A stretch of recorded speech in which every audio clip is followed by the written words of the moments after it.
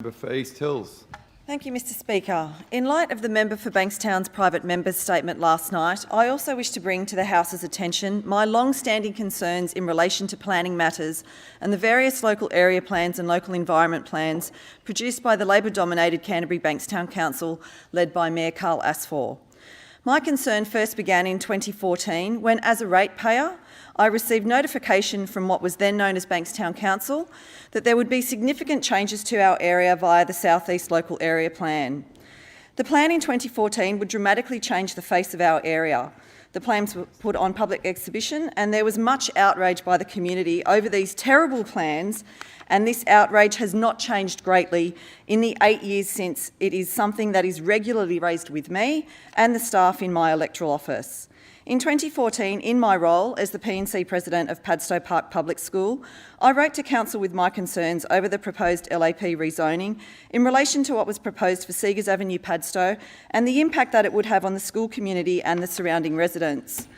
I also reached out to the federal member, David Coleman, who had come out hard against the Council's terrible plan, a campaign that he and I have both worked on for many years since that time. I spoke at a council meeting on behalf of the Padstow Park Public School in my role as P&C President in relation to the draft local area plan and the impacts that it would have on the school, with a particular focus on Seegers Avenue, Padstow. This is an example of one of the many concerns I have with Council's process in regards to their LAPs and their LEPs. In the original draft LAP, one side of Seegers Avenue was zoned as 6 stories residential and the other side was zoned 3 stories and 4 stories residential. This is a small avenue that has approximately 24 properties. In the proposed amendments requested by councillors in the papers of the extraordinary meeting of council held on the 11th of May 2016, page 88, Seegers Avenue was then shown to be 6 stories mixed use one side and on the other side 2 stories and 4 stories. I was in attendance at that council meeting and it was an absolute disgrace. An open conversation between councillors and developers that resulted in many changes to the South East local plan, with members in the public gallery furious with what they witnessed transpire that evening. Seegers Avenue did not fare well, with the sections of Seegers Avenue that had been back to a normal residential level before the meeting rezoned back to multi-storey levels at the end of the meeting. In the current proposed LEP of 2020, Seegers Avenue is now 4 stories one side, with the other side zoned 6 stories mixed use and 6 stories residential. This just makes absolutely no sense and is completely representative of Council's appalling work on their LAP and LEPs. As the member for Bankstown stated in her private member statement last night, in relation to an example of the Bellevue venue in Bankstown and neighbouring sites, and I quote, "In 2021, the Bankstown City Master Plan resulted in significant discrepancies in planning controls between sites. This is despite all of these properties having the same planning controls in 2015. Discrepancies similar to this are found throughout the LEP for East Hills.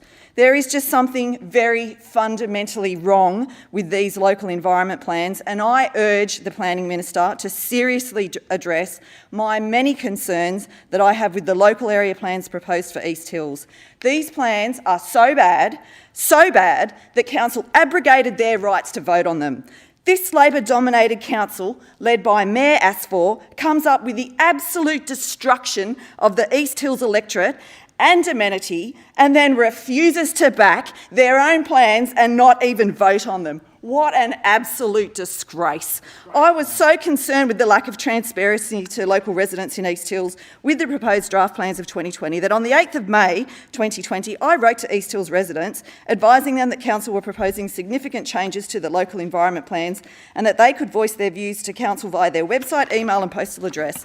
My office was inundated with emails. My reward for advising the community of Council's plans was being portrayed as a caricature displayed at street stalls by Mayor Asfor and on his Facebook page. The Facebook posts have subsequently been pulled down due to the disparaging comments he received from members of the public, outraged by his juvenile and bullying tactics unbecoming of an elected representative.